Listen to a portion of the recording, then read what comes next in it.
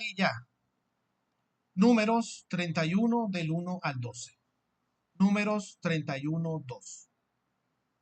Toma venganza completa sobre los midianitas por los hijos de Israel. Después serás reunido a tu pueblo.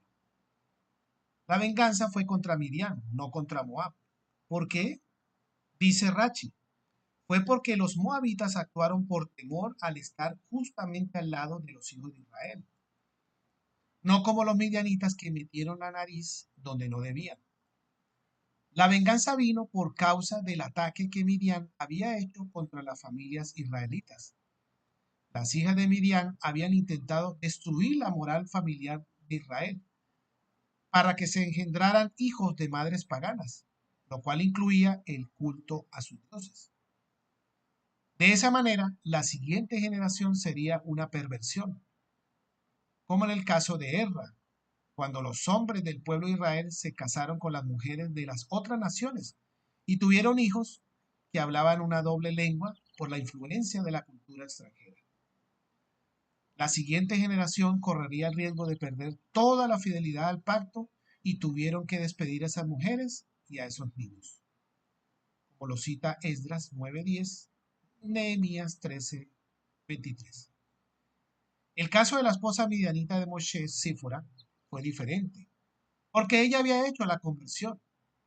Estas mujeres de Midian y de Moab no tenían ningún interés en asumir la fe de Israel como Sífora, sino de destruir a Israel por medio del culto a los dioses paganos. Por eso vino la venganza. Números 31:3. Y habló Moshe al pueblo diciendo: Armad algunos hombres de entre vosotros para la guerra, a fin de que suban contra Midian para ejecutar la venganza de Yahweh en Midian. ¿De quién es la venganza?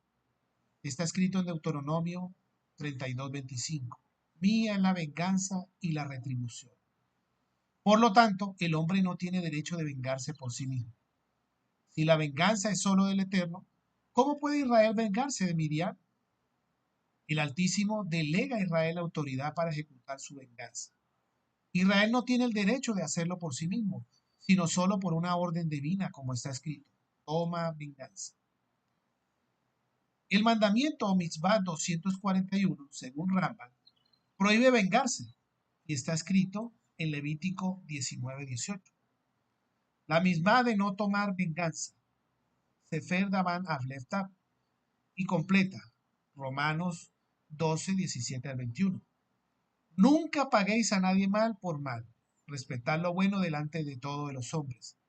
Si es posible, en cuanto de vosotros dependa, estad en paz con todos los hombres. Amados, nunca os vengáis vosotros mismos, sino dad lugar a la ira de Elohim, porque escrito está: Mía es la venganza, yo pagaré, dice el Señor. Pero si tu enemigo tiene hambre, dale de comer. Y si tiene sed, dale de beber, porque haciendo esto, carbones encendidos amontonará sobre su cabeza. No sea vencido por el mal, sino vence con el bien el mal. El hombre no tiene derecho de vengarse por sí mismo. Tiene el derecho de defenderse, pero no de vengarse. Solo las autoridades que son puestas por el Eterno tienen el derecho de ejecutar su venganza. Si ha sido tratado con injusticia, deja lugar para que Elohim juzgue directamente o a través de las autoridades que él ha puesto. Romanos 13:1-6. Sométase toda persona a las autoridades que gobiernan, porque no hay autoridad sino de Elohim, y las que existen por Elohim son constituidas. Por consiguiente, el que resiste a la autoridad o a la ordenada por Elohim se ha opuesto, y lo que se ha opuesto sobre sí recibirán condenación, porque los gobernantes no son motivo de temor para los de buena conducta, sino para el que hace el mal. ¿Deseas pues no tener a la autoridad? Haz lo bueno y tendrás elogios de ella, pues es para ti un ministro de Elohim para bien. Pero si haces lo malo, teme, porque no en vano lleva la espada, pues ministro es de Elohim, un vengador, que castiga al que practica lo malo. Por tanto, es necesario someterse, no solo por razones del castigo, sino también por causa de la conciencia. Pues por esto también pagáis impuestos, porque los gobernantes son servidores de Elohim, dedicados precisamente a esto. Yahweh puso la autoridad como un vengador que castiga al que practica lo malo. Pero si la autoridad no lo hace, no está cumpliendo con su función. Este principio es válido también entre los padres y los hijos. Los hijos no tienen el derecho de vengarse entre ellos, pero los padres tienen la obligación de ejecutar la venganza sobre aquel de sus hijos que ha cometido una falta contra su hermano, en el caso de que no haya pedido perdón y arreglado todo. Si los padres dejan que sus hijos se dañen sin ejecutar la justicia, los hijos no aprenderán el principio de que Elohim es un vengador. Muchas películas modernas enseñan al público a apoyar al que ha sido tratado injustamente y que busca venganza contra el que les hizo daño. Esto no es sano. Esas películas enseñan al pueblo a no seguir el mandamiento 241, que dice que no está permitido vengarse. Este mandamiento es para todos los hombres. Proverbios 20:22. No digas, yo pagaré mal por mal. Espera en Yahweh y Él te salvará. Y Proverbios 24:29. No digas, como Él me ha hecho, así le haré. Pagaré al hombre según su obra. Está escrito en el Salmo 94, 1 al 3. Oh Yahweh, Elohim de las venganzas. Oh Elohim de las venganzas, resplandece. Levántate, juez de la tierra, da su merecido a los soberbios. ¿Hasta cuándo los impíos, Yahweh, hasta cuándo los impíos se regocijarán? Este salmo nos enseña a pedir al Eterno que ejecute la venganza a la tierra, como también está escrito en Revelaciones 6, del 9 al 10. Cuando abrió el quinto sello, vi debajo del altar las almas de los que habían sido muertos a causa de la palabra de Elohim y del testimonio que habían mantenido. Y clamaban a gran voz diciendo, ¿hasta cuándo, oh Señor santo y verdadero, esperarás para juzgar y vengar nuestra sangre de los que moran en la tierra?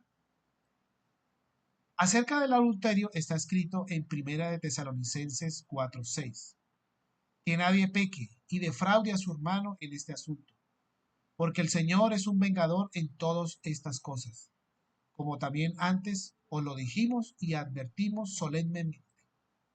Y en Hebreos 10:30 al 31, pues conocemos al que dijo, mía es la venganza, yo pagaré. Y otra vez el Señor juzgará a su pueblo. Horrenda cosa es caer en manos del Elohim vivo. Israel recibió la delegación de la autoridad del Eterno para ejecutar su venganza contra Midian y matar a todos. Yeshua HaMashiach ha recibido de Elohim la autoridad sobre todos los hombres de la tierra. Mateo 28:18. Y acercándose a Yeshua le habló diciendo, toda autoridad me ha sido dada en el cielo y en la tierra. Por esto, él tiene el derecho y la responsabilidad de juzgar sobre todos los hombres que no le obedecen. Apocalipsis 19:11 al 16. Y vi el cielo abierto, y he aquí un caballo blanco. El que lo montaba se llamaba Fiel y Verdadero, y con justicia juzga y hace la guerra. Sus ojos son una llama de fuego, y sobre su cabeza hay muchas diademas, y tiene un nombre escrito que nadie conoce sino él. Y está vestido de un manto empapado en sangre, y su nombre es el Verbo de Elohim.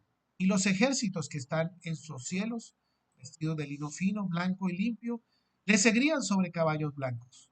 De su boca sale una espada afilada, para herir con ella a las naciones, y las regirá con barra de hierro.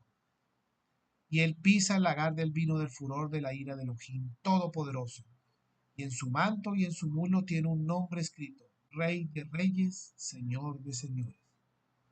Y en segunda de Tesalonicenses 1:6 al 10. Porque después de todo, es justo delante de Elohim retribuir con aflicción a los que os afligen, y daros alivio a vosotros que sois afligidos, y también a vosotros, cuanto el Señor Yeshua sea revelado desde el cielo con sus poderosos ángeles en llamas de fuego, dando retribución a los que no conocen a Elohim y a los que no obedecen las buenas nuevas de nuestro Señor Yeshua. Estos sufrirán el castigo de la eterna destrucción, excluidos de la presencia del Señor y de la gloria de su poder. Cuando Él venga para ser glorificado en sus santos en aquel día y para ser admirado entre todos los que han creído, porque nuestro testimonio ha sido creído por vosotros. Números 31:5. Entonces se separaron de entre los miles de Israel, 1000 de cada tribu, 12,000 hombres armados para la guerra.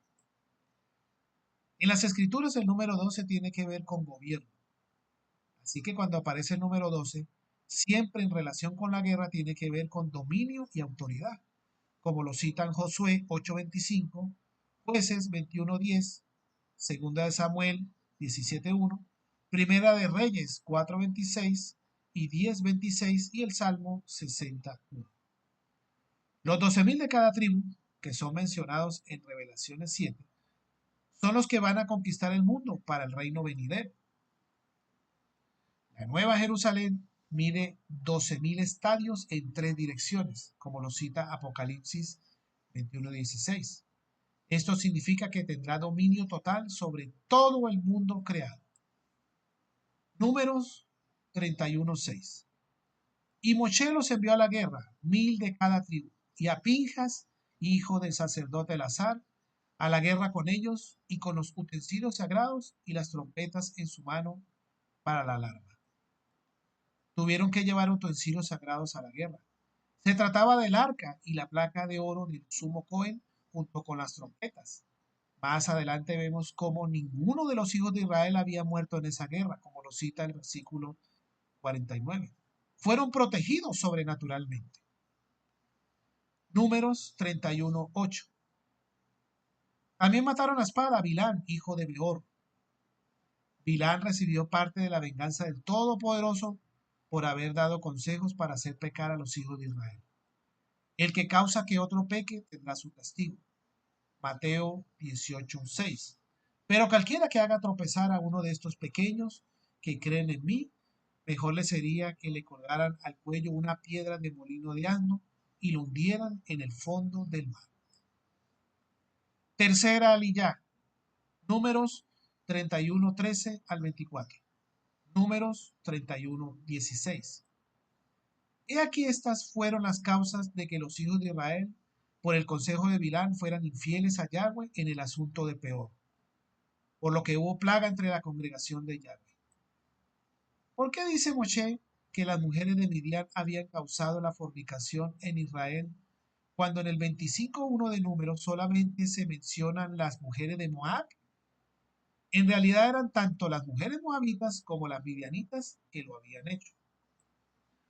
Números 31:19. Y vosotros, acampad fuera del campamento por 7 días. Todo el que haya matado a una persona y todo el que haya tocado a un muerto, purificaos vosotros y vuestros cautivos al tercero y al séptimo día. Según Rachi, esto significaba que no podían entrar en el atrio del tabernáculo durante 7 días. Tanto los hijos de Israel como los cautivos tuvieron que pasar por el proceso de purificación con el agua purificadora que se rociaba, como lo cita el capítulo de Números 19. Números 31:20. Y purificaréis todo vestido, todo artículo de cuero, y toda obra de cabra, y todo objeto de madera. Cuando los hijos de Israel habían estado en la guerra, tenían la necesidad de ser purificados por medio del rociamiento con el agua purificadora, junto con sus ropas y otros objetos que se habían impurificado al estar en contacto con la muerte. El cadáver humano es la fuente principal de impureza ritual. Por esto, era tan importante purificar a las personas y los utensilios de todo contacto con la muerte, por causa de la presencia del Eterno en el tabernáculo. Según Rachi, toda obra de cabra son aquellas cosas que habían sido hechas a base de los cueros, las pezuñas y los huesos de las cabras. Números 31, 22 al 23.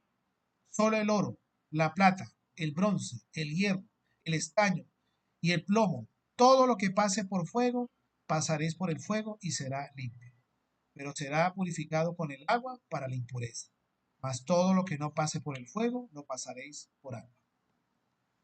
También los utensilios de cocina que fueron conquistados por los midianitas necesitaban ser purificados de todo contacto con cadáver y alimentos no kosher.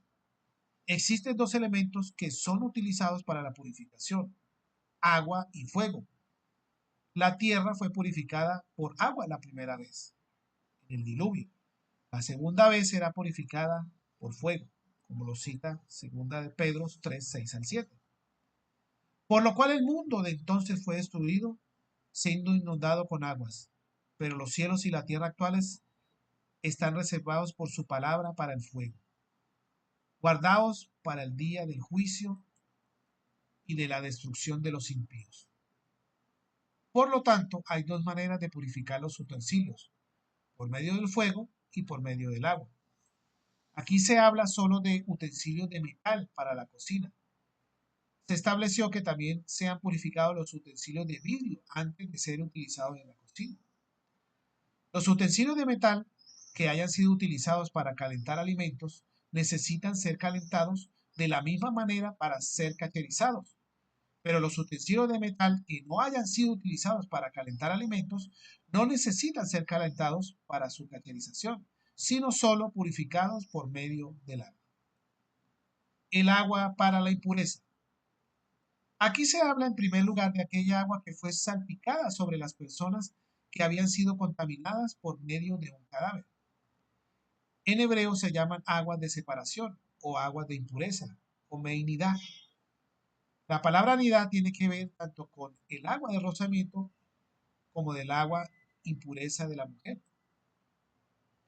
Cuando se habla de agua de nidad, se interpreta que también significa que estos objetos tienen que ser sumergidos en este tipo de agua que una mujer se sumerge después de su menstruación, es decir, una mikveh, que contiene mínimo de 40 medidas de sea, que según Rabbi Arjen Kaufman corresponden a unos 332 litros, como lo cita Levítico 12 y 15, y en las Parashot 27, Tazria y 28, Metzora. Está escrito en Marcos 7:4, y cuando vuelven de la plaza no comen a menos de que se hayan sumergido. Y no hay muchas otras cosas que han recibido para observarlas como el avivamiento de los vasos, de los cántaros y de las vasijas de cobre. Esto nos enseña que durante el tiempo del segundo templo existía la costumbre de purificar utensilios de cocina, tanto de metal como de otros materiales antes de ser usados. Tómese como una alajá lo que está escrito en el Shulach Aruch, Tevilá de utensilios. Todo utensilio de metal o de vidrio o de pyrex destinado a la comida, comprado de un no judío o fabricado por un no judío, requieren tevilá antes de su utilización. La tevilá es la inmersión en baño ritual o mikveh, en vista de su purificación de kedushá que caracteriza al judío. Este mikveh destinado a la tevilá de utensilios debe cumplir con las mismas condiciones que el mikveh en el cual la mujer se purifica después de su periodo de impureza. Antes de la inmersión se pronuncia la verajá. Baruch atah Adonai Eloheinu melech haolam asher kideshanu behismotav betzivanu al tevilá kelim. Amén. Bendito eres tú, Adonai, Elohim nuestro, Rey del universo, que nos consagraste con tus mandamientos y nos ordenaste la tevilá de los utensilios. Amén. Hay que hacer igualmente tevilá de utensilios de loza, de barro o de porcelana, pero sin pronunciar la verajá. Los utensilios de madera no requieren tevilá. Antes de la tevilá hay que limpiar bien el utensilio y despegar la etiqueta de la firma. Si se compró de un no judío, utensilios ya utilizados, la tevilá debe ser precedida por un hak alá y de un libún, según sea el caso. Cacherización de utensilios. Un utensilio de metal en el cual fueron cocinados alimentos no kosher puede ser utilizado si se le cacheriza de antemano. La cacherización consiste en someterle al procedimiento del hak alá o del libún, según los casos, con el fin de extraer los zumos de alimentos prohibidos que absorbió. Utensilios de Pesach, su cacherización. Se prohíbe utilizar durante Pesach toda clase de utensilios que se utilizaron durante el año para guisar, freír, hornear, comer o beber en ellos, caliente o frío. Por lo tanto, Se suele reservar una batería de cocina, vajilla y cubiertos especiales para Pesach. Y si no se tiene la posibilidad de disponer de ellos, se pueden utilizar para Pesach ciertos utensilios que sirvieron durante todo el año después de haberlos cacherizado. Existen dos procedimientos de cacherizado para purificar los hametz que absorbieron. La Hak-Alá, que consiste en sumergir el utensilio en agua hirviendo, y el ibún, que consiste en enrojecerlo en el fuego hasta que se desprendan chispas de él. Estos métodos pueden explicarse según el principio, del mismo modo que el utensilio absorbe de los alimentos, así los expulsa. El utensilio que absorbe el hametz, todo otro alimento prohibido, mediante la cocción, es decir, bajo la acción de un líquido hirviente, puede arrojarlo bajo la acción de agua hirviente, por la Hagalá. Este es el caso de las cacerolas. El utensilio que fue penetrado de hametz bajo la acción directa del fuego solo podrá desprenderse de él bajo la acción del fuego, mediante el ibún, en el caso de la parrilla para asar del horno. ¿Cómo se efectúa la Hak-Alá? Se lincia primero el utensilio a fondo, luego se sumerge totalmente con su mango, también con las tapas, en una caldera de agua hirviendo sobre el fuego. Primero, el Hak-Alá ha de ser precedida de una limpieza de fondo del utensilio. Segundo, los utensilios solo pueden ser sometidos al Hak-Alá si transcurrieron por lo menos 24 horas después de su utilización. Tercero, la Hak-Alá se efectúa de la forma siguiente. Se hierve agua en una caldera, se introduce en ella una barra de hierro incandescente hasta que rebose el agua. Se sumergen luego los utensilios que requieren purificación.